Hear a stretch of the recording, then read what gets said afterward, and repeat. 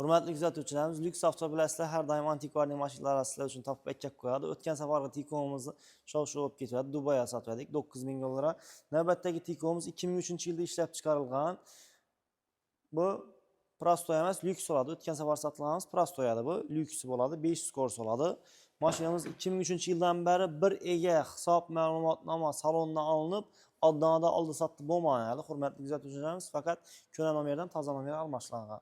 Mashinamiz 48000 kilometr yurgan, salonlar ham ideal, zavodskiy stok holatlar, pensiyalarni ko'rishlaringiz mumkin, gilamlardan hamma yerlari chotki. Mashinamizda umuman aybi kamchilik yo'q.